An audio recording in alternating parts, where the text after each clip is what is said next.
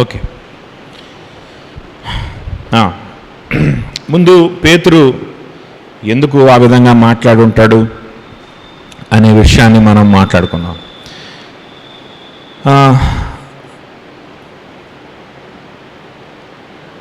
అనేక సార్లు కొన్ని పారబుల్స్ కానీ లేక కొన్ని విషయాలు కానీ అర్థం కాకపోతే అడిగన్నా తెలుసుకునేటువంటి అలవాటు ఉన్నటువంటి శిష్యులు కూడా ఆ విషయాన్ని మాత్రం అక్కడ అడిగినట్టుగా కానీ మళ్ళా తెలుసుకున్నట్టుగా కానీ అక్కడ మనకి కనిపించదు కదా.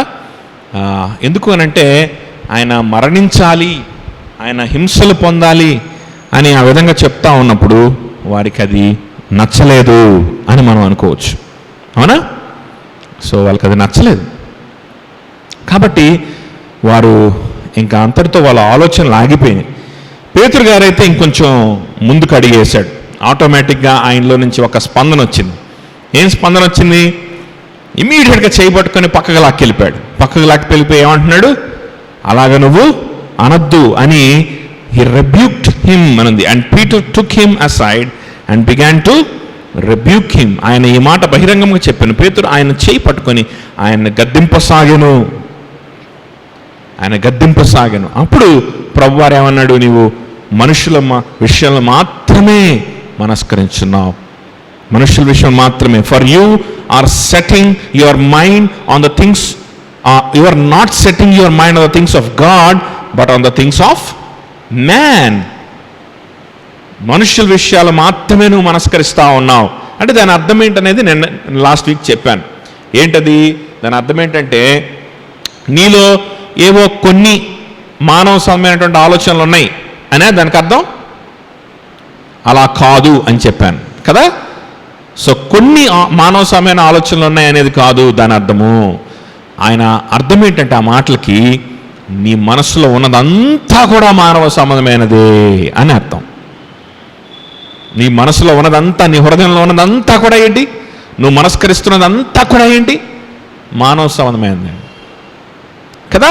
ఆ విషయాన్ని గురించి మనం లాస్ట్ వీక్ మాట్లాడుకున్నాం. ఇంతకు మించి నేను ఎక్కువగా చెప్పదలుచుకోలేదు. ఇప్పుడు ఆయన మరలా జనసమూహం వైపు తిరిగే పేతురుని కూడా గద్దించాడు. ఏమని గద్దించాడు? Get the behind me Satan, get behind me Satan, సైతానా నా వెనుకకు పొమ్ము అని గద్దించాడు. పేతురునే. పేతురుకు కూడా అర్థం కావట్లా ఎవరిని గద్దించాడు, ఎందుకు గద్దిస్తున్నాడు, ఏం అర్థం కావట్లేదు. షాక్లో ఉన్నాడని అనుకున్నాం కదా. అదే షాక్ మెయింటైన్ చేయండి ఇప్పుడు ఈరోజు కూడా. నెక్స్ట్ మనం జరగబోయేటువంటి 3 వారాలు కూడా ఇదే షాక్లో ఉంటాడు పేతురు. పేతురు యొక్క షాక్లో ఉండగా చెప్పినటువంటి మాటలనే నెక్స్ట్ 3 వీక్స్ మనం డిస్కస్ చేసుకోబోతున్నాం. The words that are spoken when are apostle Peter is in shock. Okay, షాక్లో ఉన్నాడు.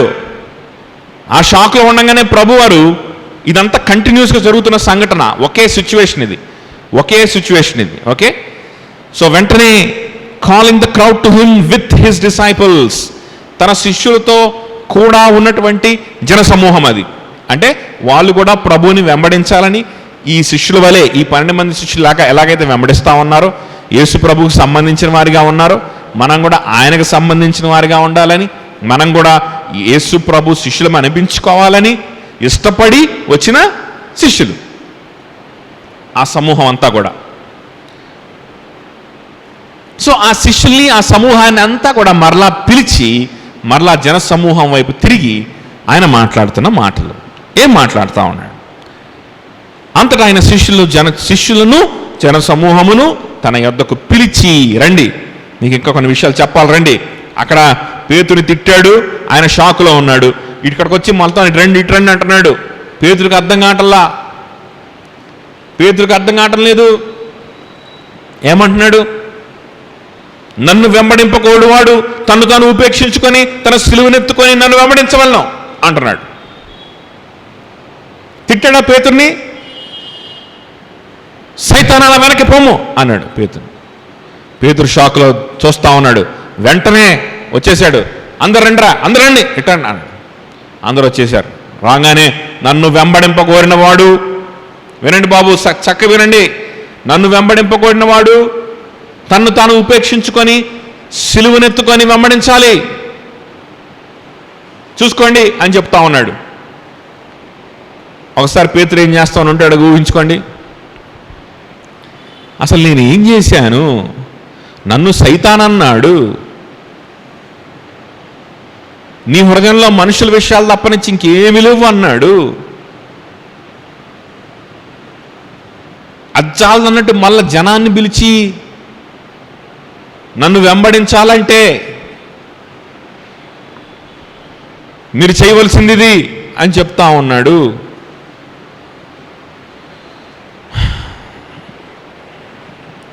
ఏంటి ఇంత చేయాల్సిన అవసరం ఏంటి అనుకొని ఉంటాడా పేతురు? పేతురు అనుకొని ఉంటాడో ఏమో తెలియదు, కానీ మనమైతే అలానే అనుకుంటాం కదా. ఎందుకు ఇంత చేస్తున్నాడు ఈయన? Why is he doing all this mess? ఎందుకు ఇన్ని మాటలు, ఇన్ని ప్రసంగాలు, ఇన్ని గద్దింపులు, ఇన్ని తిట్లు అవసరమా? తిట్టం సైతానని తిట్టాడు, మళ్ళా జనాల దగ్గరికి వెళ్తున్నాడు, వాళ్ళకేందో చెప్తున్నాడు, నన్ను వెంబడించకోరితే ఇట్లా ఉండాలి అట్లా ఉండాలని చెప్తున్నాడు అని ఆలోచిస్తూ ఉంటే ప్రభు ఇక్కడ ఏం చెప్తున్నాడు? నన్ను వెంబడించాలన్నప్పుడు, నాకు శిష్యుడిగా మీరు మారాలంటే, if anyone would come after me, ఎవడైనా నన్ను వెంబడించ కోరిన ఎడల, ఇఫ్ ఎనీవన్ వుడ్, ఎవడైనా నన్ను వెంబడించాలనుకుంటే. నా గురించేనా చెప్తున్నాడు? ఇది కూడా నాకేనా సెటైరా? నేను వెంబడించా కదా ఫస్ట్ నుంచి ఆయన్ని, ఫస్టే వెంబడించా కదా, ఇది కూడా నాకేనేమో. ఆయన ఎందుకు ఇంత చెప్పాల్సిన అవసరం ఏంటి? నేను ఏం చేశాను? ఆయన ఏదో నేను చచ్చిపోతాను, నన్ను చంపేస్తారు, నాకు శ్రమలు వస్తాయి అంటుంటే నేనేదో సహించలేక ఎందుకు అలా మాట్లాడతావని అన్నాను. ఎందుకు వస్తాయి అన్నాను, అందులో లాజిక్ ఉంది కదా. ఎందుకు వస్తాయి ఆయనకి శ్రమలు? ఎందుకు వస్తాయి?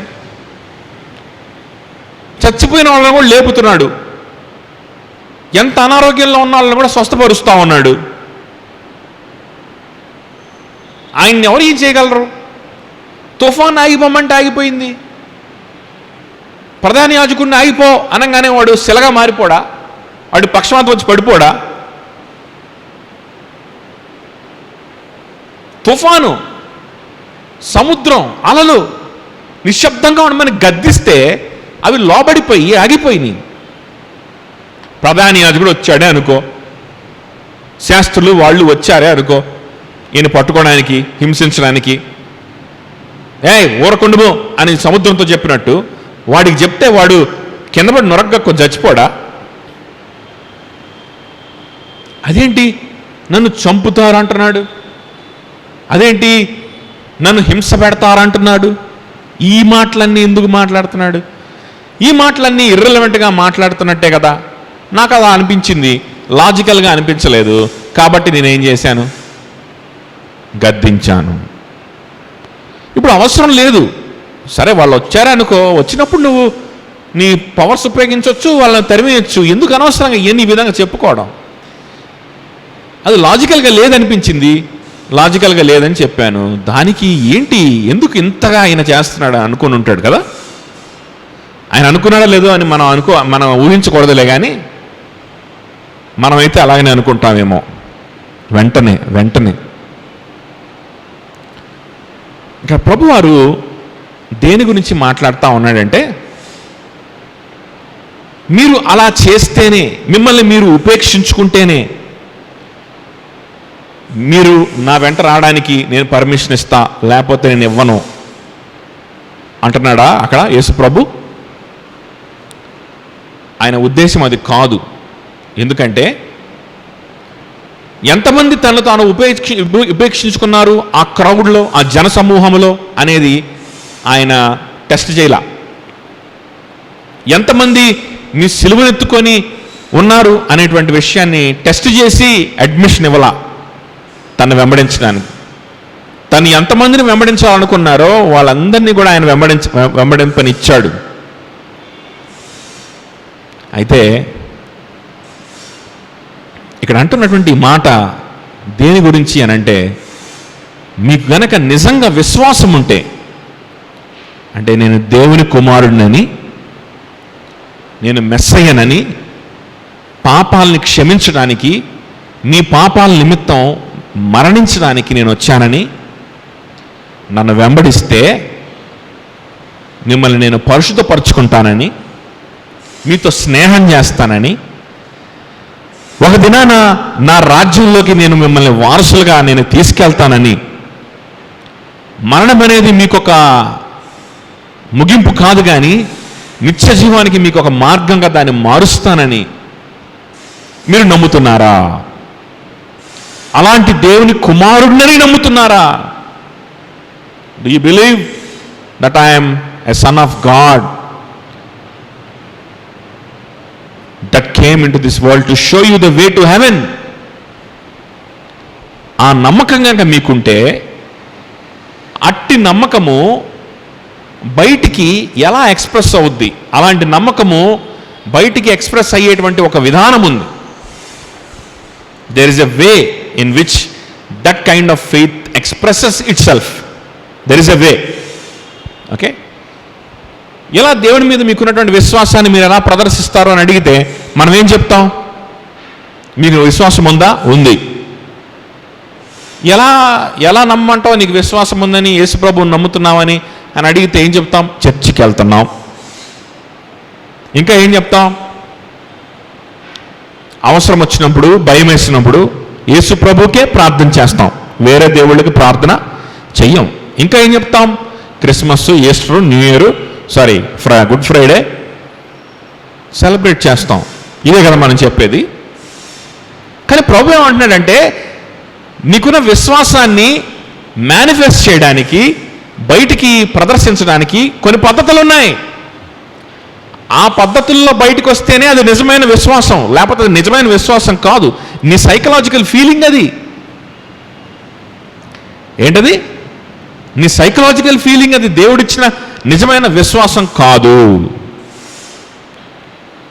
ఎందుకు అనంటే, పరలోక రాజ్యాన్ని గురించినటువంటి ఆలోచన, నీ పాపాన్ని గురించిన ఆలోచన, నేను పాపిని, నేనేం చేసినా సరే అది పాపానికి సంబంధించిందే, నేనేం చేసినా సరే దానివల్ల నేను శాపాన్ని కొని తెచ్చుకోవడం తప్ప దానివల్ల నాకు మేలు కలగదు అనేటువంటి ఆలోచన ఆటోమేటిక్గా మిమ్మల్ని ఏం చేస్తుంది అంటే, మీ జీవితాల్ని మీకు ఏది మేలో దానికి సమర్పణ చేసుకునేలాగా చేస్తుంది. It will make you give away your life. మీరు ఇంకెవరి కోసం బ్రతకలేరు. ఫలానా కెరియర్ కానీ కావచ్చు, లేకపోతే ఫలానా అది ఎనీ యాక్టివిటీ కావచ్చు, లేకపోతే ఒక వ్యక్తి కావచ్చు, వారి కోసం ఆలోచించడం, వారి కోసం బ్రతకడం, ఆ డబ్బు కోసం బ్రతకడం, లేకపోతే మంచి పేరు ప్రతిష్టలు సంపాదించుకోవడానికి ప్రోకులాడడం, ఇందులో ఉండేటువంటి ఘనత, ఇందులో ఉండేటువంటి సంతోషము, గొప్పతనం కంటే కూడా యేసుక్రీస్తు నన్ను ఒక దినాన ఆయన రాజ్యానికి తీసుకెళ్ళినప్పుడు, యేసుక్రీస్తు నన్ను దినదినము స్లోగా పరిశుద్ధపరుచుకుంటా ఉన్నప్పుడు, నాలో ఉన్న పాపాలని సమాధి చేస్తూ ఉన్నప్పుడు, నాలో ఉన్న బలహీనతల్ని సమాధి చేస్తూ ఉన్నప్పుడు, అప్పుడు వచ్చేటువంటి సంతోషము ఇక దేనికి కూడా సాటి రానే రాదు అని మనం భావించి, ఆయనని ఇంకా తెలుసుకోవడానికి, ఆయనలో ఇంకా ముందుకెళ్ళడానికి మన సమయాన్ని, మన శక్తిని, సమస్తాన్ని కూడా మనం వెచ్చిస్తాం. మన విశ్వాసం బయటకు వచ్చే పద్ధతి అది. మన విశ్వాసం బయటకు వచ్చే పద్ధతి ఏంటి? ఇదే. ఆయన ఎరగడానికి ఆ విశ్వాసం కలిగి ఉంటేనే మీరు నన్ను వెంబడించినట్టు.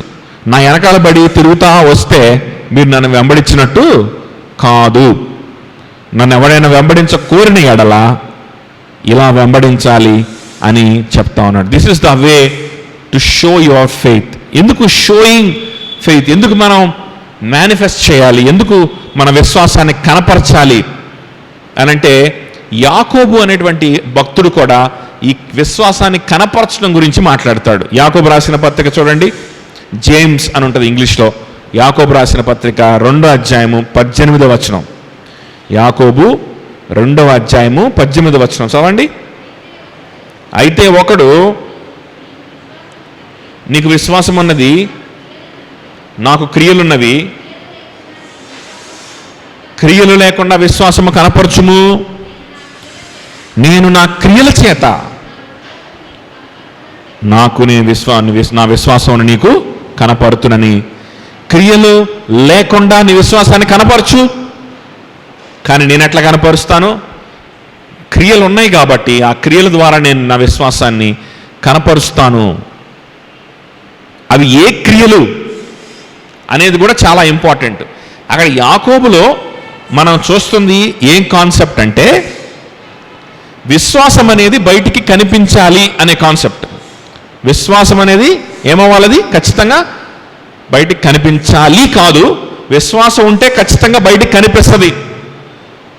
అది యాకోబు 2:18 ఇప్పుడు మనం చదువుకున్న కాన్సెప్ట్. ఎట్లా కనిపిస్తుంది?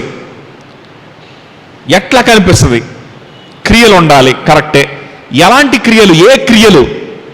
ఏ క్రియలు? దాన ధర్మాలా? లేకపోతే మంచి పేరు తెచ్చుకోవడమా? ఘనత తెచ్చుకోవడమా? డబ్బు సంపాదించడమా? క్రైస్తవులుగా మనం మంచి డబ్బు సంపాదిస్తే దేవునికి ఘనత వస్తుంది. ఆ క్రియలు మనం చెయ్యాలి. నాకు విశ్వాసం ఉంది, దేవుడు నాకు ధన సమృద్ధిని ఇస్తాడని నాకేముంది?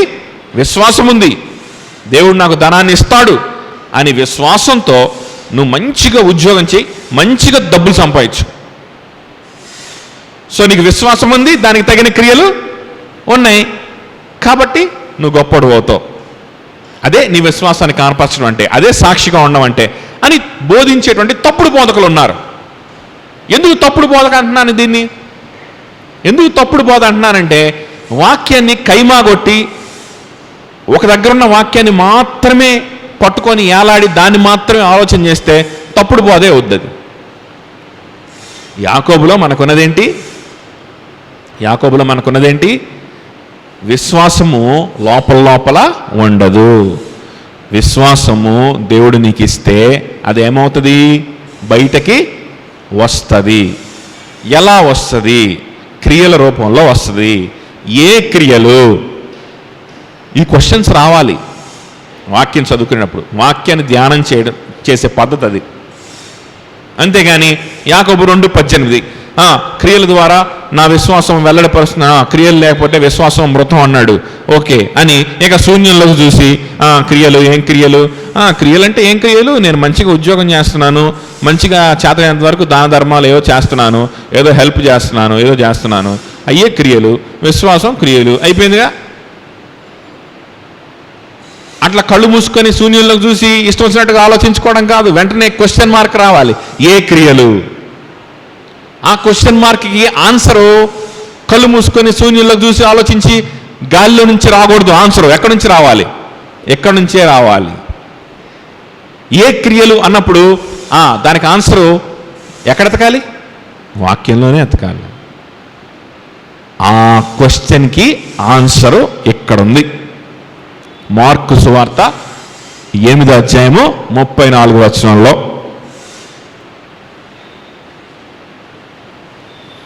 విశ్వాసము ఉంటే అది బయటపడుతుంది, బయటికి రావాలి.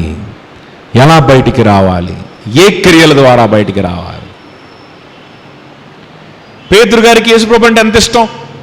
యేసుప్రభుకి ఏం జరగకూడదని ఆయన ఆశపడతా ఉన్నాడు. యేసుప్రభు మీద పేతురికి ప్రేమ లేదా? ప్రేమ ఉంది. విశ్వాసం లేదా? విశ్వాసం ఉంది. పైపైకి చూడడానికి ఆయనకి బోళ్ళంత విశ్వాసం ఉందని మనం చెప్పచ్చు, ఉంది కూడా కదా. ఏమన్నాడు పేతురు? నా గురించి అందరూ ఏమనుకుంటున్నారు? కొంతమంది ఏలి అంటున్నారు, కొంతమంది బాప్టిజం ఇచ్చి యోహాను తిరిగి వచ్చాడు అంటున్నారు. మరి నువ్వేమంటున్నావు అని అంటే ఏం చెప్పాడు పేతురు? నువ్వు మెస్సయ్యవి, నువ్వు ప్రభువువి అని చెప్పాడు. విశ్వాసం లేదా? ఉంది. మరి ఏంటి ప్రభు ఏం మాట్లాడుతున్నాడు ఇక్కడ అని అంటే, విశ్వాసం ఉంది సరే, విశ్వాసానికి సంబంధించినటువంటి క్రియలు ఉండాలని కూడా నీకు తెలుసు సరే, కానీ అది ఎలాంటి క్రియలు నేను చెప్తాను, నోట్ చేసుకో, అందరు నోట్ చేసుకోండి అంటున్నాడు. అక్కడ ఉన్నటువంటి శిష్యులందరినీ పిలిచి మొత్తం నోట్ చేసుకోండి. విశ్వాసం ఉండాలి, మీకు అందరికి తెలుసు, కొంతమందికి మీలో చాలామందికి ఉంది. విశ్వాసము బయటికి క్రియల రూపంలో వస్తుంది, అది కూడా అందరికి తెలుసు. ఆ క్రియలు ఏంటో చెప్తాను, రాసుకోండి. ఏంటో తెలుసు ఆ క్రియలు? నంబర్ 1, మిమ్మల్ని మీరు ఉపేక్షించుకోవాలి. నంబర్ 2, సిలువనెత్తుకోవాలి. ఇవి క్రియలు. ఇది లేకుండా దేవుడు నాకు అది చేశాడు, ఇది చేశాడు, దేవుడు నాకు స్వస్థత చేశాడు, దేవుడు నాకు డబ్బులు ఇచ్చాడు, దేవుడు నా ఉద్యోగంలో నన్ను గణపరిచాడు, దేవుడు మా పై అధికారులు నన్ను మెచ్చుకునేలాగా చేశాడు, నేను చాలామందికి సేవ చేసేలాగా చేశాడు, అందరు నన్ను మెచ్చుకున్నారు, అమ్మా నువ్వు ఒక క్రైస్తవురాలి కాబట్టి నువ్వు ఎంత గొప్పదానివమ్మా అని చెప్పి మెచ్చుకున్నారు, ఇంకెంతకు మించి ఏముంది నా జీవితంలో? ఇలాంటి నాటకాలు ఆడబాకండి. 2 విషయాలు చెప్తా, నోట్ చేసుకోండి. ఇవి ఉండాలి. ఏంటది? 1, మిమ్మల్ని మీరు ఉపేక్షించుకోవాలి. నంబర్ 2, సిలువనెత్తుకోవాలి. ఇవి నాకు కనిపించాలి. ఇవి కనిపిస్తేనే నా దగ్గర రండి, లేకపోతే రాబాకండి అనట్లా. మీరు నిజంగా నా కోసం వచ్చేవాళ్ళైతే ఇవి ఆటోమేటిక్గా మీలో కనిపిస్తాయి. మీరు నిజంగా నాకు ఆకర్షింపబడితే, మీరు నిజంగా నా వైపు ఆకర్షింపబడితే, ప్రభువా నువ్వు తప్ప మాకెవరొద్దు, నీవు తప్ప గొప్ప స్నేహితులు ఎవరు లేరు మాకు, నీవు తప్ప మాకు స్వాస్థ్యము, మాకు భాగము, ఇందాక మనం మాట్లాడుకున్న కీర్తనలో లాగా నీవే మాకు భాగం అని కనుక మీరు విశ్వసించి నా దగ్గరికి వచ్చిన వాళ్ళైతే ఈ క్రియలు మీలో కనిపిస్తాయి ఆటోమేటిక్గా. ఈ క్రియలు ఆటోమేటిక్గా కనిపిస్తాయి. అంటే దాని అర్థం ఏంటో తెలుసా? ఈ క్రియలు కనిపిస్తాయి అని అక్కడ ముందున్న క్రౌడ్కి చెప్తున్నాడు. ఆ క్రౌడ్కు ఒక మెసేజ్ వెళ్తుంది, వెనకాల ఎవరున్నారు? పేతురు గారు ఉన్నారు. పేతురు గారికి ఇంకొక మెసేజ్ వెళ్తుంది సైమల్టేనియస్గా. అదేం మెసేజ్ తెలుసా? ఈ క్రియలు ఉండాలి అని వాళ్ళకి మెసేజ్ వెళ్తుంది. పేతురికి ఎట్లా వినిపిస్తుందంటే ఇట్లాంటి క్రియలు కాదు అని ఆయనకి వినిపిస్తుంది.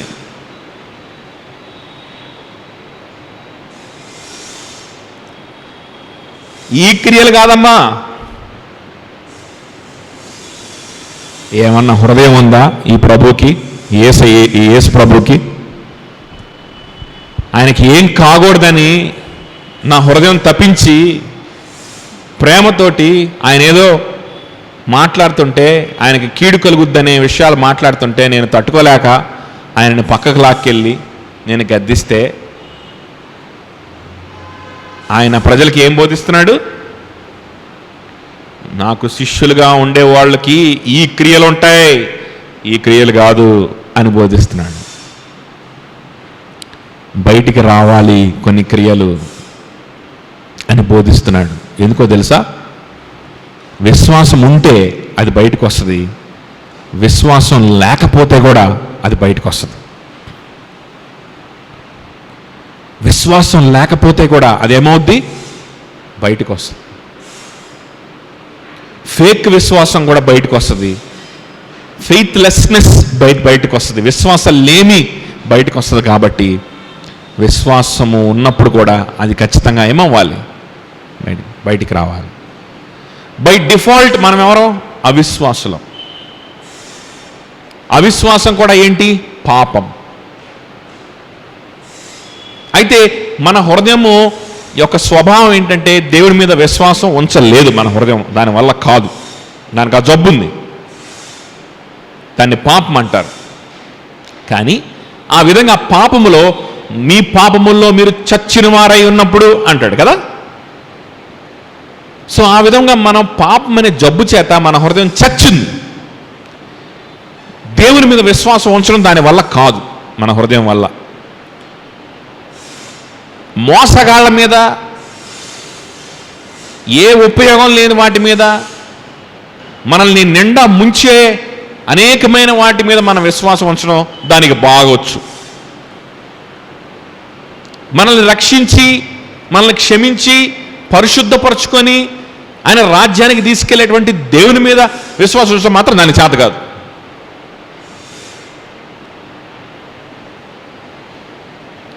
దానికే కనుక అది చేత అయితే, మనిషి హృదయానికే కనుక, బయట రోడ్డు మీద ఎవరు ఉండరు, మొత్తం లోపలే ఉంటారు ఈరోజు కదా. దానికి చేత కాదు. కానీ దేవుడు ఆ హృదయాన్ని తిరిగి జన్మింపజేస్తున్నాడు. దేవుడు ఆ హృదయానికి యాక్టివేట్ చేస్తున్నాడు. విశ్వాసము కలిగేలాగా ఆ హృదయాన్ని స్టిమ్యులేట్ చేస్తున్నాడు, దానికి జీవం ఇస్తా ఉన్నాడు. జీవం కలిగింది, ఆ జీవాన్ని బట్టి విశ్వాసము హృదయంలోకి వచ్చింది పేతురుకి. కానీ ఆ విశ్వాసంతో పాటు అవిశ్వాసం అనేది కూడా ఒక మూల ఉంటుందన్నమాట. అయితే ఈ అవిశ్వాసం అనేటువంటి స్వభావము, పాపం అనే స్వభావము ఇంకా ఒక మూల ఉంటుంది. ఈ పాపం ఏం చేస్తుంటుందంటే ఆ విశ్వాసాన్ని బయటికి రానివ్వదు. పాపం ఏం చేస్తుంది? విశ్వాసాన్ని బయటికి రానివ్వదు. పాపము విశ్వాసాన్ని బయటికి రానివ్వకపోతే ఆటోమేటిక్గా ఇంకొకటి బయటకు వచ్చేస్తుంది. అదేంటో తెలుసా? ఏంటది?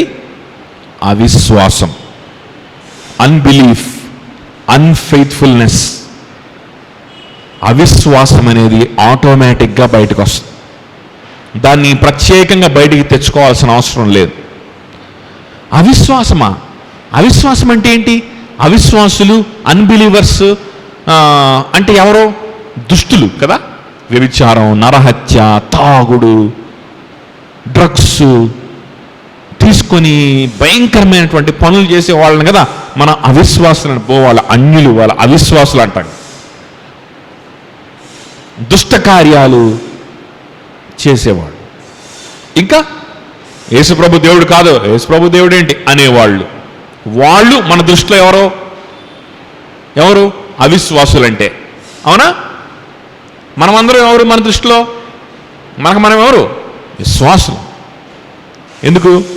చర్చకొచ్చా, కూర్చున్నా, యేసుప్రభు దేవుడని నమ్మా, చెప్తున్నా, ఇంకంతకంటే ఏంటి? పేతురు కూడా అదే అనుకున్నాడు. దేవుడు తనకిచ్చిన విశ్వాసాన్ని బయటికి తీసుకొని రావడానికి పేతురు ప్రయత్నాలు పెట్టట్లా, పేతురు ఎఫర్ట్ పెట్టట్లా. ఎఫర్ట్ పెట్టకపోతుంటే ఆటోమేటిక్గా ఒకటి బయటకు వచ్చేసింది ఆయన హృదయంలో నుంచి. అదేంటి? అవిశ్వాసం. అదేంటి? యేసుప్రభు ఎదురుగున్నాడు, పేతురు చేసింది ఏంటి? యేసుప్రభు చెయ్యి పట్టుకొని లాక్కొని వెళ్ళి పక్కకి తీసుకెళ్ళి, ప్రభువా నువ్వు ఎందుకు అలాంటి మాటలు మాట్లాడతావు, నీకేం కాదు అని చెప్పి అన్నాడు. అంటే అక్కడ ఎవరితో ఇంటరాక్షన్ జరుగుతుంది? సాక్షాత్తు యేసుక్రీస్తుతో, దేవుడితో ఇంటరాక్షన్ జరుగుతుంది. ఎవరి గురించి ఇంటరాక్షన్ జరుగుతుంది? దేవుడి గురించే ఇంటరాక్షన్ జరుగుతుంది. ఎవరి సన్నిధిలో లేకపోతే ఎవరి ప్రజెన్స్లో ఇదంతా జరుగుతుంది? యేసుక్రీస్తు ప్రజెన్స్లో జరుగుతుంది. ఇన్ఫ్యాక్ట్ యేసుక్రీస్తు ఒక్కడే ఉన్నాడు అక్కడ, పక్కకు తీసుకెళ్ళిపోయాడు పేతురు యేసుక్రీస్తుని, ఎవరు లేరు. అలాంటి కండిషన్లో అవిశ్వాసం, పాపం బయటకు వస్తుందా?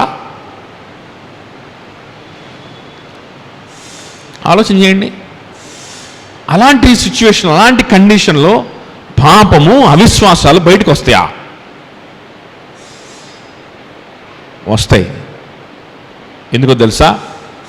యేసుక్రీస్తు పేతురు అట్లా కాదురే పేతురు, నీకు ప్రేమ ఎక్కువైపోయింది నా మీద, అట్లా కాదు, ఇది జరగాలే పేతురు అన్నాడా?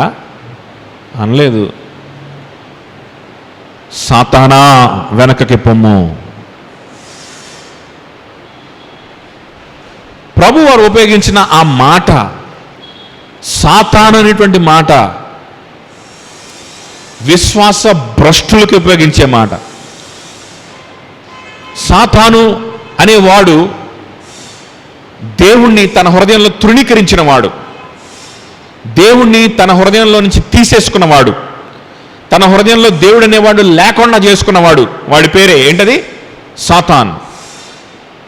సాతాన్ అనేవాడు దేవుడి మీద తిరుగుబాటు చేస్తున్నాడు. దేవుడి మీద విశ్వసించకుండా, దేవుడు సర్వశక్తివంతుడని, ఆయనే న్యాయవంతుడని, ఆయనే రాజుగా ఉండాలని, ఆయనే సింహాసనం మీద ఉండాలని విశ్వసించకుండా నేను మాత్రం ఉంటే ఏమి అనుకున్నాడు. అక్కడ ప్రాబ్లం ఏంటంటే, గర్వానికంటే ముందు ప్రాబ్లం ఏంటంటే అవిశ్వాసం. విశ్వాసం అంటే గర్వం ఎందుకు వస్తుంది? అవిశ్వాసంలో నుంచి ఏమొచ్చింది? గర్వం వచ్చింది. ఇంకా రకరకాల ఏమైనా కోపం వస్తుంది, తిరుగుబాటు వచ్చింది. ఆ తర్వాత కొంతమందిని వేసుకొని యుద్ధం చేశాడు, ఇలా రకరకాలు చేశాడు. సైతాన్ అనేవాడు వాడు తోసివేయబడ్డాడు, నరకాగ్నిలో వాడు కాల్తా ఉన్నాడు. వాడు సాతాను. ఆ పేరుతో తిట్టాడు ఎవరిని? పేతురుని. అంటే పాపము, అవిశ్వాసం అనేటువంటిది ఆటోమేటిక్గా బయటకు వస్తుంది. అది ఎక్కడైనా బయటకు వస్తుంది. అది నువ్వు బైబిల్ ముందేసుకొని కూర్చున్నప్పుడు కూడా బయటకు వస్తుంది, చర్చిలో ఉన్నప్పుడు కూడా బయటకు వస్తుంది, నువ్వు యేసు ప్రభు గురించి ప్రసంగం చేసేటప్పుడు కూడా బయటకు వస్తుంది. ఎప్పుడైనా బయటికి రావడానికి సిద్ధంగా ఉంటుంది. ఏంటది?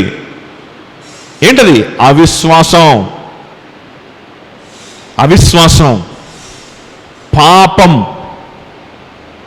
సాతానుకు సంబంధించినటువంటి విషయం బయటికి వచ్చేస్తుంది. అది ప్రత్యేకంగా ఒక ఎఫర్ట్ పెట్టి దాన్ని బయటికి తీసుకొని రావాల్సిన అవసరం, ఏదో ఒక సందర్భాన్ని పురస్కరించుకొని ధన్మని బయటకు వచ్చేస్తుంది. యేసు ప్రభు సాక్షాత్తు ఆయన నోట్లోంచి వచ్చే మాటలనే అది అడ్వాంటేజ్గా తీసుకొని అవిశ్వాసం బయటకు వచ్చేస్తుంది. ఇక మన పరిస్థితి ఏంటి? ఇక మనం అసలు వాక్యమే మనసులోంచి ఎగిరిపోయి మనం డ్యూటీలు చేస్తా కూర్చుంటాం అనుకోండి, హాస్పిటల్లోనో లేకపోతే ఆఫీసులోనో, ఇంకా అప్పుడు మన పరిస్థితి ఏంటి?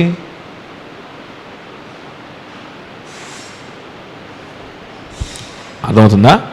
కాబట్టి ప్రభు చెప్తున్న విషయం ఏంటంటే, బాబు మీ హృదయంలో నుంచి వచ్చే ప్రతిదీ మీరు విశ్వాసం అనుకోబాకండి దయచేసి. అది సైతాను క్రియలు కావచ్చు. ఇదిగో మావాడు ఇప్పుడు చేశాడే ఈ పని విశ్వాసం కాదు, ఇది సైతాన్ క్రియ, ఇది అవిశ్వాసం. విశ్వాసము మీరు బయటికి, మీకు విశ్వాసాన్ని దేవుడు ఇస్తే అది బయటికి రావాలని కోరుకోండి. అది బయటకు వస్తే ఎలా వస్తుందో తెలుసా? మిమ్మల్ని మీరు ఉపేక్షించుకుంటారు. అది బయటకు వస్తే ఎలా వస్తుందో తెలుసా? సిలువనెత్తుకొని నన్ను వెంబడిస్తారు. ఎలా వస్తుంది అది? మిమ్మల్ని మీరు ఉపేక్షించుకుంటారు. You will deny your self. బ్రతికేది నేను కాదు, ఈ బ్రతుకు నాది కాదు, నేను నా స్వాస్థ్యము కాదు. నన్ను వెలపెట్టి దేవుడు కొనుక్కున్నాడు. ఆయన కొనుక్కోకపోతే నేను ఏ వ్యసనానికో లేకపోతే ఏ పాపానికో బానిసనైపోయి నా జీవితం అంతా దానికోసం దారబోసి ఏదో ఒకరోజు చచ్చిపోయి నరకానికి వెళ్ళి తరతరాలు అక్కడ కాలిపోతూ ఉండాలి. ఈ లోకంలో కొంతకాలం ఏదో సాధించానని, కొంతకాలం ఏదో సుఖపడ్డానని నేను తృప్తి పడవచ్చు, కానీ అది కొన్నాళ్ళే ఉంటుంది ఆ తృప్తి కూడా. ఆ తర్వాత ఈ లోకంలో దుఃఖమే, నిత్యత్వంలో నరకం. ఎంత దౌర్భాగ్యమైన బ్రతుకు, ఎంత మిజరబుల్ లైఫ్ ఇది. ఈ లోకంలో సగం జీవితం ఏంది, 30వ జీవితం స్ట్రగుల్. డబ్బు సంపాదనకి, మనం అనుకున్నది సంపాదించడానికి, పేరు సంపాదించడానికి, నేను భక్తుడిని ప్రూవ్ చేసుకున్నాను. కొంతమంది 60 ఏళ్ళు వస్తాయి. 60 ఏళ్ళు ఏం చేశాడయ్యా, ముసలాడు అయిపోయి తల పండిపోయినట్టు 60 ఏళ్ళు ఏం చేసావు నువ్వు అంటే, నేను భక్తుడిని ప్రూవ్ చేసుకోవడానికి ప్రయత్నించా. నేను చాలా గొప్పవాడిని, చాలా గొప్ప భక్తుడిని, యేసు ప్రభు భక్తుడిని, యేసు ప్రభు నాకు శక్తిని ఇచ్చాడు, ఇచ్చిన శక్తితో నేను మంచిగా ఉద్యోగం చేశాను, సంపాదించాను, అందరు మంచి పేరు తెచ్చుకున్నాను, సంఘంలో కూడా నేను సేవ చేశాను అని ఏ పాట పాడతాడు, ఏ కీబోర్డో వేస్తాడు, లేకపోతే ఏదో చేస్తాడు. ఎందుకు చేస్తాడయ్యా అంటే తను ఉపేక్షించుకొని కాదు, నేను భక్తుణ్ణి అని తృప్తి కోసం. అది ఉపేక్షించుకోవడమా? కాదు కదా. అలా ప్రూవ్ చేసుకోవడానికి 60 ఏళ్ళు అయిపోయింది, జీవితం అయిపోయింది. ఇంకొక 5 ఏళ్ళు బతుకుతాడో లేకపోతే ఇంకో 10 ఏళ్ళు బతుకుతుంది మ్యాక్సిమం. ఆ 10 ఏళ్ళు ఏంటంటే కొంచెం అందరు గణపరుస్తారు, అందరు గౌరవంగా చూస్తారు, చర్చిలో ఒక పెద్దగా ఉంటాడు, లేకపోతే బయటకు వెళ్తేనేమో మంచి సర్వీస్ చేసి రిటైర్ అయిన ఎంప్లాయీగా అందరు గుర్తిస్తారు, అంత బాగుంటుంది. 10 ఏళ్ళు, 5 ఏళ్ళు, బాగా లక్కీ అయితే 10 ఏళ్ళు అయిపోయాయి. తీరా కళ్ళు మూసి కళ్ళు తెరిచాక చచ్చిపోయిన తర్వాత యేసు ప్రభు వారు ఇలా లేచి ఆహ్వానించి, రాబిడ్డ నా సింహాసనం మీద కూర్చో, నా ఒళ్ళో కూర్చో అంటాడేమని ఎదురు చూస్తూ ఉంటాడు. కళ్ళు తెరవగానే సైతాను, నరకం. ఇదేంది? ఇట్లాంటి సర్ప్రైజులు చాలామందికి ఉంటాయి. ఆ దేవుని వాక్యంలో కూడా రాయబడి ఉంది, ఇలాంటి సర్ప్రైజులు చాలామందికి ఉంటాయి. అర్థమవుతుందా? Deny your self. నిన్ను నువ్వు ఉపేక్షించుకో. ఇంకొక చోట నిన్ను నువ్వు ద్వేషించుకో, నిన్ను ఉపేక్షించుకో అని ఉంటుంది. నా ప్లాను, నా స్వాస్థ్యము, నా తృప్తి, నా సాటిస్ఫాక్షను కాదు. నన్నేమనుకుంటున్నారు, నా పేరు, నా ప్రతిష్ట కాదు. నా ప్రభువు కనపరచబడాలి, నా ప్రభు సువార్త ప్రకటించబడాలి. ఆయన సువార్త కల్తీ లేకుండా ఆయనకి అనేక మంది శిష్యులైపోవాలి, అనేక మంది ఆయనకు దాసులైపోవాలి. నా జీవితం ద్వారా ఆయనకు దాసులు అవ్వాలి. కొంతమంది అయినా ఆయనకు నేను దాసులుగా నేను మార్చాలి. నన్ను నేను ఉపేక్షించుకోవాల్సి వచ్చిన, నేను నీచుడిని, నేను పాపిని,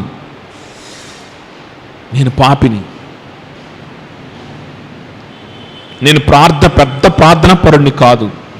అట్లని చెప్పి ప్రార్థన చేయకుండా మానేమా కదా నేను చెప్తుంది. ప్రార్థన పరుణ్ణి కాదు. ప్రార్థన చెయ్యాలి, ముమ్మారు ప్రార్థన చెయ్యాలి, ప్రార్థనలో ఉండాలి. ప్రార్థనే మనకు బలం, ప్రార్థన అయితే వేరే దిక్కు లేదు. అయినప్పటికీ మన గురించి మనం ఆలోచించుకోవాల్సిన విషయం ఏంటో తెలుసా? నేను గొప్ప ప్రార్థనా పరుణ్ణి కాదు, నేను గొప్ప భక్తుణ్ణి కాదు, నేను గొప్ప మంచి మనసున్నటువంటి ప్రేమామయుణ్ణి కాదు. నా ప్రభువే ప్రేమామయుడు, నా ప్రభువే రక్షించేవాడు. నా ప్రార్థనకి శక్తి లేదు, నా ప్రభు మాటకే శక్తి ఉంది. ఆయనే సర్వశక్తివంతుడు. నేను బలహీనుణ్ణి, నేను పాపిని, నేను పరిశుద్ధపరచబడాలి, నాకు పరిశుద్ధత అవసరం, నాకు రక్షకుడు అవసరం, నేను పాపిని అని పశ్చాత్తాపంతో బలహీనతని ఎరిగిన వారమై మనల్ని మనం ఉపేక్షించుకొని దేవుణ్ణి ఆశ్రయించి దేవుని మీద ఆధారపడి యేసు క్రీస్తు మీద దినదినము ఆధారపడుతూ ముందుకెళ్ళడం, మనల్ని మనము ఉపేక్షించుకోవడం. నేను నువ్వు ఉపేక్షించుకోవాలా. ఇది నీ లోపల నుంచి బయటికి రావాలి.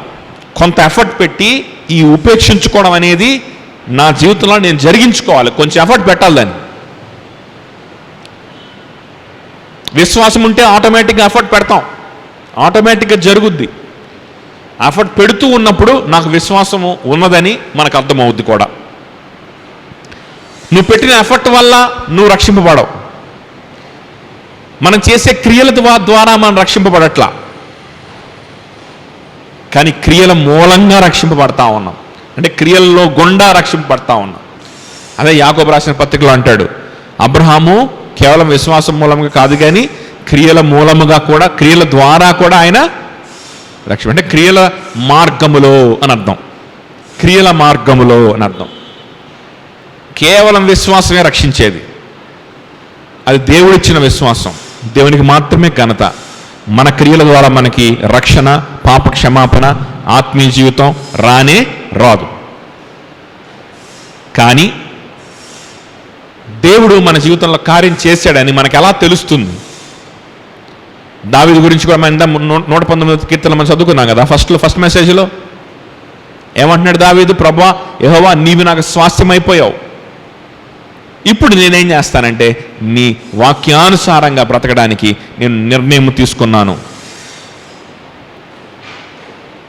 దేవుడిచ్చిన విశ్వాసాన్ని బట్టి నిర్ణయం వచ్చింది. ఈ నిర్ణయాన్ని బట్టి ఆయనకేం అర్థమైందంటే యెహోవా నాకు స్వాస్థ్యం అయిపోయాడని అర్థమైపోయింది. అర్థమవుతుందో చెప్పింది?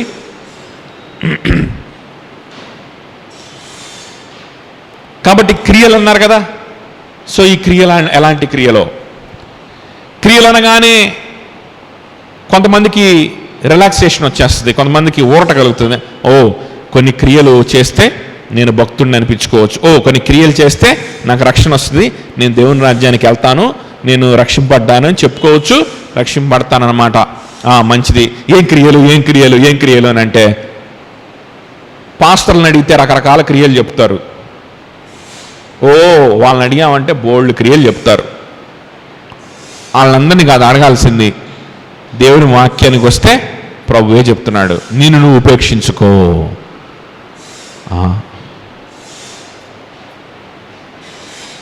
ఉపేక్షించుకోవడానికి ప్రయత్నం చేయి. సక్సెస్ఫుల్గా చేయగలుగుతున్నావా ఆ ప్రయత్నాన్ని? ఒక్కోసారి మనం తప్పిపోవచ్చు, కానీ కనీసం నేను ఉపేక్షించుకోవాలి, నన్ను నేను ఉపేక్షించుకోవాలి. నా ఫీలింగ్స్, నా సాటిస్ఫాక్షను, నా స్థానం ముఖ్యం కాదు.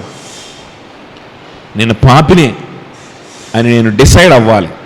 నేను నీచుణ్ణి, నాకు రక్షణ, నాకు స్వస్థత కావాలి అనే విషయం ఒకసారి ఆలోచించి చూడు. ఆలోచించి చూస్తాం.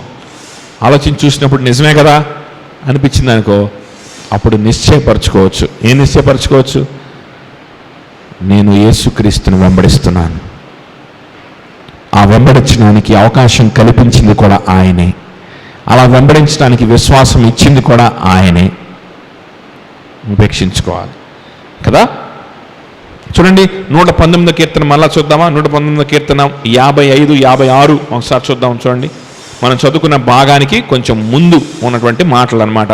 119 కీర్తన 55, 56 వచనాలు.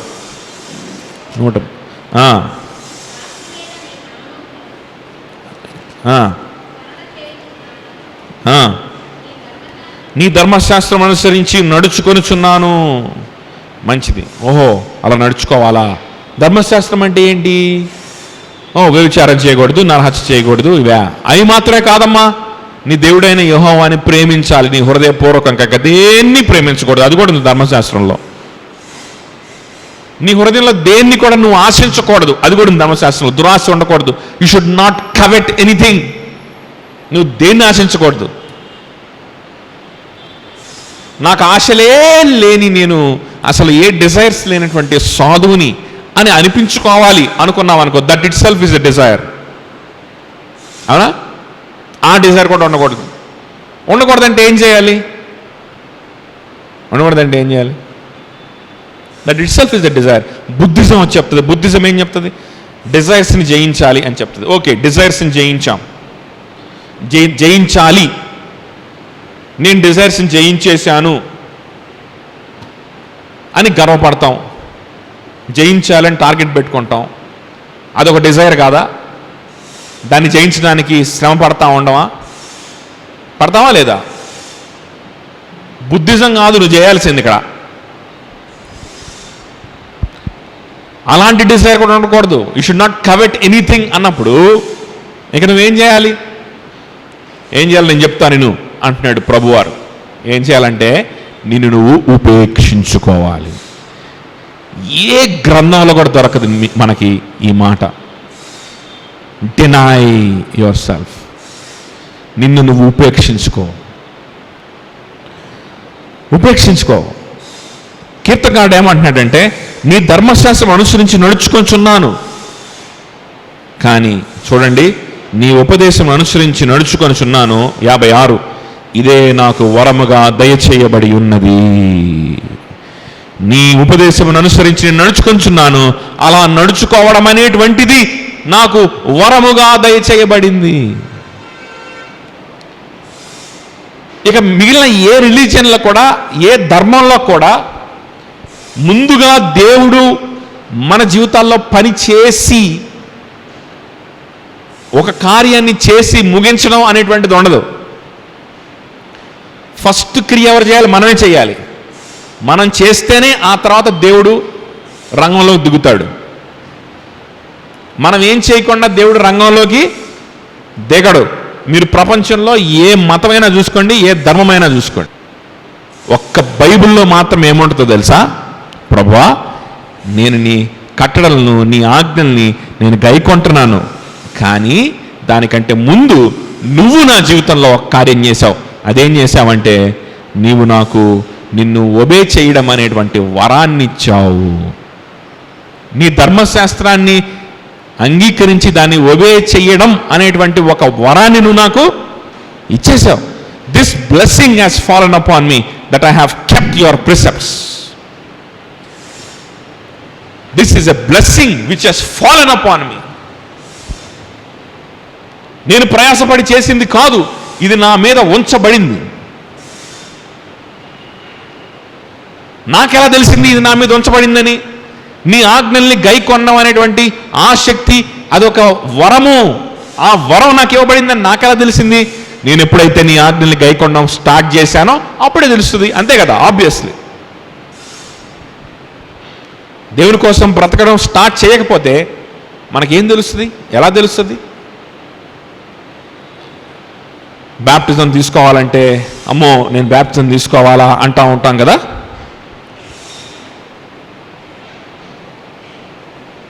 బ్యాప్టిజం తీసుకున్న తర్వాత నేను ఏదో నిర్ణయం చేసుకుంటాను అనుకుంటా ఉంటాం కదా. అలా కాదంట.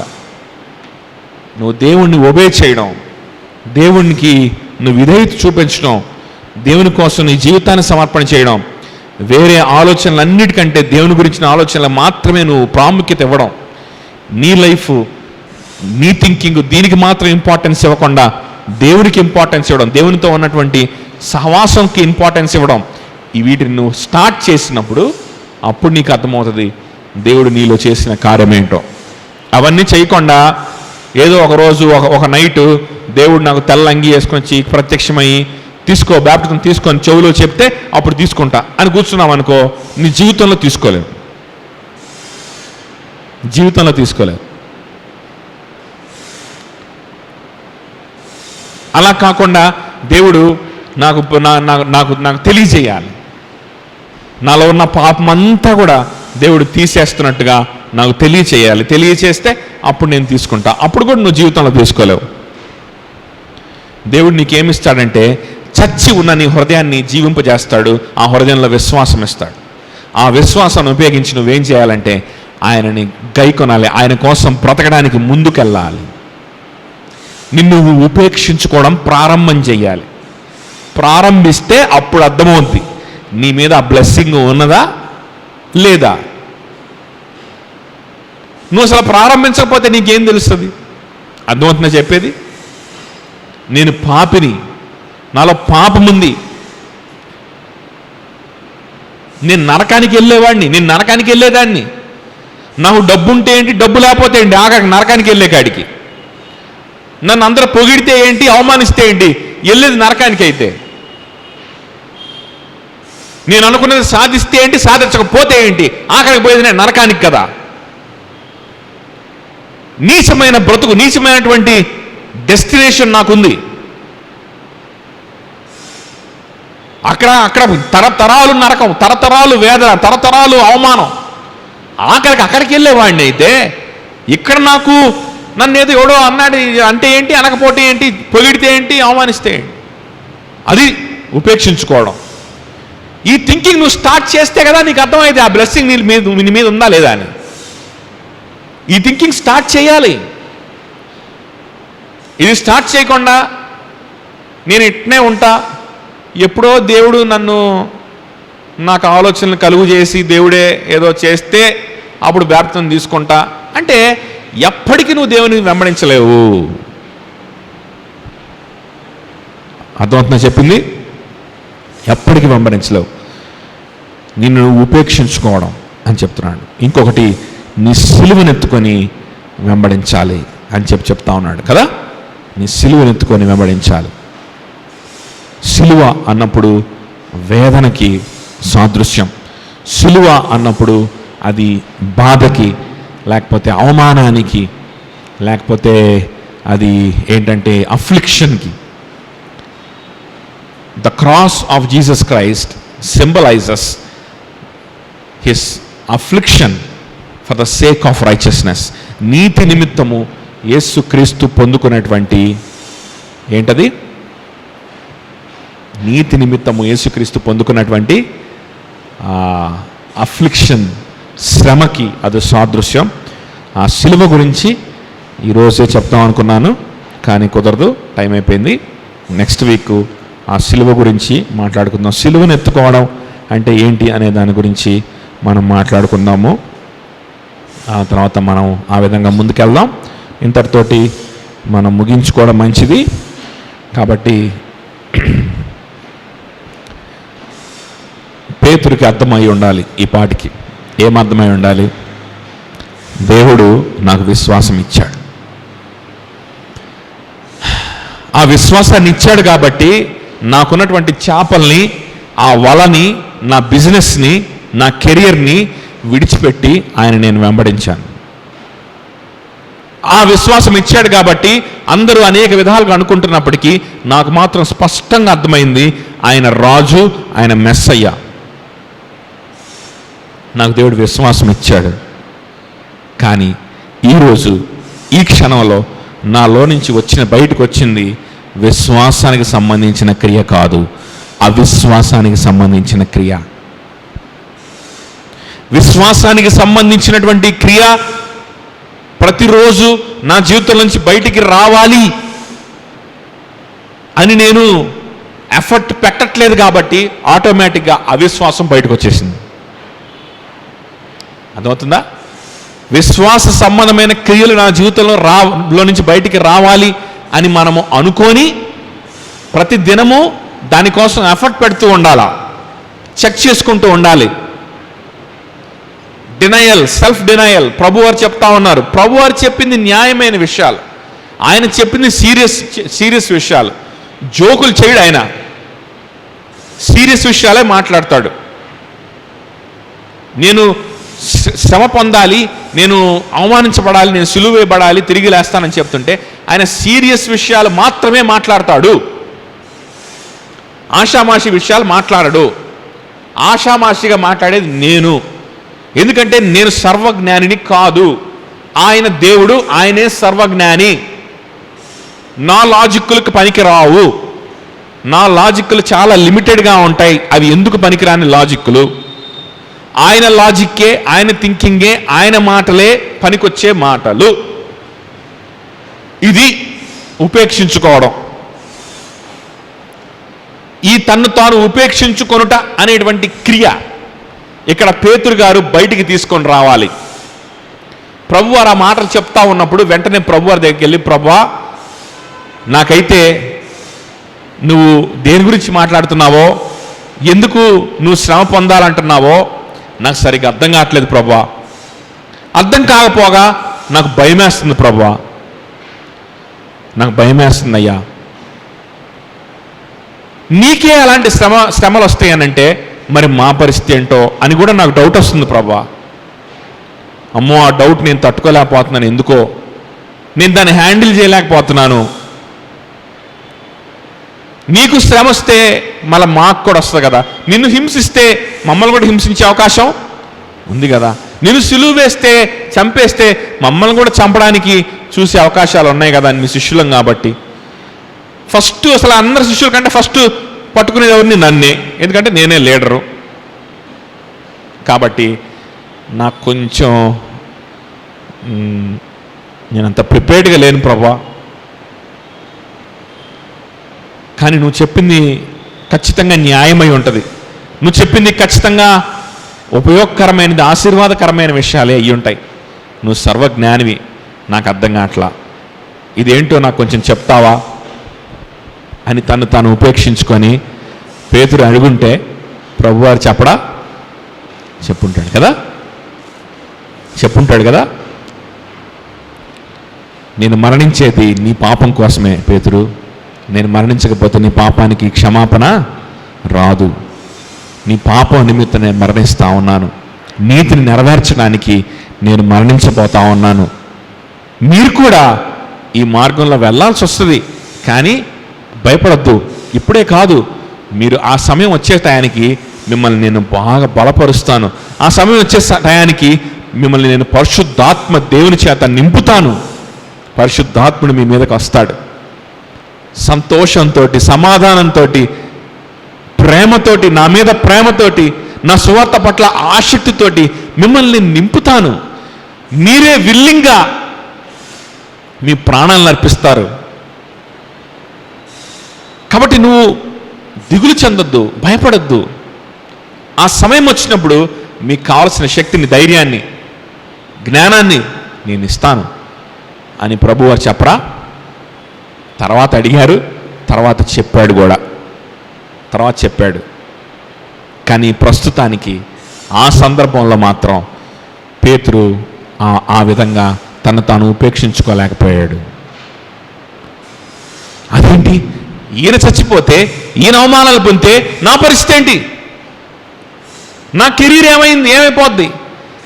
ఉన్న ఉద్యోగాన్ని, ఉన్న వ్యాపారాన్ని విడిచిపెట్టి ఈయన వెంబడిస్తే నేను చచ్చిపోతానంటున్నాడు. ఆయన చచ్చిపోతే నా పరిస్థితి ఏంటి? నన్ను కూడా చంపుతారా? ఉపేక్షించుకోలేకపోయాడు. ఎవరి మీద కూడా ఆయన ప్రభు శ్రమని ఫోర్స్ఫుల్గా, బలవంతంగా మన మీద ఎవ్వరి మీద కూడా ఆయన వెయ్యడు. శ్రమని మన జీవితంలో అనుమతించే ముందే ఆయన ఏం చేస్తాడంటే మనకు పరిశుద్ధాత్మ శక్తి చేత నింపి, ధైర్యం చేత నింపి, సంతోషం చేత నింపుతాడు. ఆయన శాడిస్ట్ కాదు, ఆయన ఉపకారి. ఎప్పుడు కూడా ఆయన ఉపకారే. మన జీవితంలో శ్రమ వచ్చింది అని అంటే, ఆ శ్రమ వచ్చినప్పుడు మనం ఏం చెప్తామో తెలుసా? అదేంటి, ఆయన ఎప్పుడు ఉపకారేనా? అవును, ఎప్పుడు ఉపకారే. శ్రమ వస్తే కూడా అది మనకు ఉపకారమేనా? శ్రమనిస్తే కూడా ఉపకారమేనా? ఉపకారమే. అవునా? అట్లట్లా శ్రమ వచ్చినప్పుడు అది ఉపకారమే ఎవరన్నా అంటారా?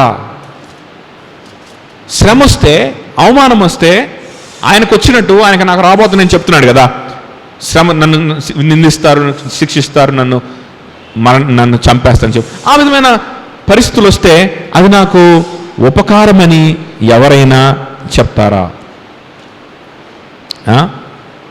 అది నాకు ఉపకారం ఎవరైనా చెప్పగలుగుతారా? చెప్పగలుగుతారు.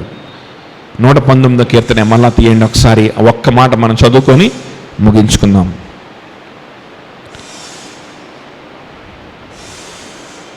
119వ కీర్తన 71వ వచనం. 119వ కీర్తన 71వ వచనం. నేను నీ కట్టడలను నేర్చుకున్నట్లు శ్రమనంది యుండుట నాకు ఏమాయను మేలాయను. భక్తులు మాట్లాడుతున్న మాట, నేను నీ కట్టడలను నేర్చుకున్నట్లు శ్రమనంది యుండుట. శ్రమ ఏమైపోయిందంట? శ్రమ ఏంటంటది? మేలు. ఇప్పుడు ప్రభు అందరికి ఉపకారే కాదా? ఆయన ఉపకారమే చేస్తాడు. మనకి శ్రమ వస్తే ఏంటి? మనం ఈ మాట చెప్పగలిగితే, శ్రమ వస్తే మాత్రం ఏంటి, కష్టం వస్తే మాత్రం ఏంటి కదా? సో ముందు మనకు ఈ స్థితిని కలుగు చేసి ఆ తర్వాతనే శ్రమను అనుమతిస్తాడు మన జీవితంలో దేవుడు ఎప్పుడైనా సరే. మనం ఉపేక్షించుకోవడం మనకు చేత అవ్వాలి. ప్రభా, శ్రమ అంటుంటే నాకు భయం వేస్తుంది అయ్యా, శ్రమను అనుభవించడం అంటే నాకు భయం వేస్తుంది, మరణము ఇట్లాంటి అంటే కూడా నాకు భయం వేస్తుంది, కరోనా అంటే భయం వేస్తుంది, ఏం చేయాలి ప్రభా? కరోనా అంటున్నారు, అందరూ చచ్చిపోతున్నారు అంటున్నారు, సహవాసాలుగా కూడుకోకూడదు అంటున్నారు, డేంజర్ అంటున్నారు, నాకైతే కూడుకోవాలని ఉంది, నాకైతే నీ వాక్యం నేర్చుకోవాలని ఉంది, కానీ భయం వేస్తుందయ్యా, ఏం చేయాలి అని ప్రభువుని అడిగితే ప్రభు మనల్ని బలపరచడా? ప్రభు మనకి ధైర్యం ఇవ్వడా? ప్రభు మనకి జ్ఞానం ఇవ్వడా? ప్రభు మనకి ఏ విధంగా చేసుకోవాలో మనకి సహాయం చేయడా? ప్రభు మనల్ని ఓదార్చడా? ఆ విధంగా భయపడి మనల్ని మనం ఉపేక్షించుకొని ప్రభా నాకు భయం వేస్తుందని, నన్ను క్షమించు ప్రభా అని ప్రభువుని అడిగితే ప్రభు మనల్ని క్షమించడా? క్షమిస్తాడు. కానీ మనం అట్లా చేయట్లేదే, అలా చేయట్లేదే. మనం ఏం చేస్తున్నాం? We're rebuking God. పేతురు చేసినట్టు. ఈ దీన మనసు మనలోకి రాకపోతే, ఈ ఉపేక్షించుకోవడం అనేది మనలో నుంచి మనం బయటికి రప్పించుకోకపోతే ఆటోమేటిక్గా జరిగేది ఏంటో తెలుసా? దేవుని మీద తిరుగుబాటు, దేవుని గద్దించడం. అదేంటి? సహవాసంగా కూడుకోకుండా చర్చిలు మూసివేయడమే భక్తి. అలా చేస్తేనే కరెక్ట్, అలా చేయకపోతే తప్పు. అదే భక్తి. యేసుప్రభుకి అదే కావాలి అని బోధించే వాళ్ళు ఉన్నారు, వాక్యాన్ని వక్రీకరించే వాళ్ళు ఉన్నారు.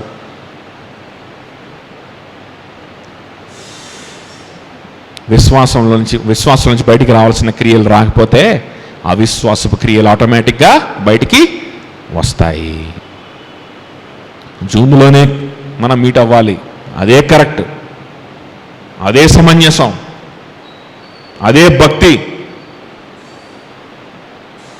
అని మనం బోధిస్తూ ఉంటాం కదా. ప్రభు అంటున్నాడు, సైతానా నా వెనుకకు పొమ్ము. ఇది అవిశ్వాసం. విశ్వాసపు క్రియలు బయటికి రానివ్వండి. విశ్వాసం ఇచ్చాను, మీరు నా బిడ్డలే, నా శిష్యులే, విశ్వాసపు క్రియలు బయటికి రానివ్వండి. అవి బయటికి రావాలి. ఆ విధంగానే మీరు నన్ను వెంబడించాలి. ఆ విధంగానే అనేక మంది మిమ్మల్ని చూసి నన్ను వెంబడించాలి. దేవుని కోరిక, దేవుని మనస్సు క్రీస్తుని గణపరిచేటువంటి పరిస్థితి అదే. కాబట్టి మన జీవితంలో దేవుడు ఆ విధమైన కార్యాలు జరిగించాలని మనం ప్రార్థన చేసుకుందాం. కళ్ళు మూసుకొని. స్తోత్రం ప్రభువా, స్తోత్రం నాయన. మనొకసారి మన జీవితాలను ప్రభువుకు సమర్పించుకుందాం. ఏ విధంగా మనం ఆలోచిస్తున్నాం మనం పరిశీలన చేసుకుందాం. ఒకవేళ పేతురు వలె మనం ఉంటే, మనల్ని మనం ఉపేక్షించుకోలేని పరిస్థితిలో ఉంటే, మన ఆలోచనలే కరెక్టు, ఇంకింతకు మించి ఏముంటుంది, ఇంకింతకు మించి ఇంకేంటి, నా పరిస్థితి ఇట్లా ఉంది, ఇంకేంటి, ఇదే కరెక్ట్ అనేటువంటి ఆలోచన కాదు మనం చేయాల్సింది. ప్రభువా, నేను బలహీనుణ్ణి, నేను బలహీనురాల్ని, నేను జ్ఞానం లేనివాడిని, నాకు భయం వస్తుంది. ఒక తండ్రితో మాట్లాడినప్పుడు మనం ప్రభుతో మాట్లాడవచ్చు, అవకాశం ఉంది. ఒక తండ్రి దగ్గర ఉపేక్షించుకొని మనం అడగమా? తండ్రి నాకు భయం వేస్తుంది, అమ్మా నాకు భయం వేస్తుంది, నాన్న నాకు భయం వేస్తుంది అని ఒక తల్లిదండ్రుల దగ్గర మనం అడగమా? ఆ విధంగా దేవాతి దేవుని దగ్గర ఉపేక్షించుకోవడానికి ఏంటి? ప్రార్థన చేసుకుందాం. మనం ఉపేక్షించుకుందాం. ప్రభు సన్నిధిలో మన జీవితాన్ని మార్చుకుందాం.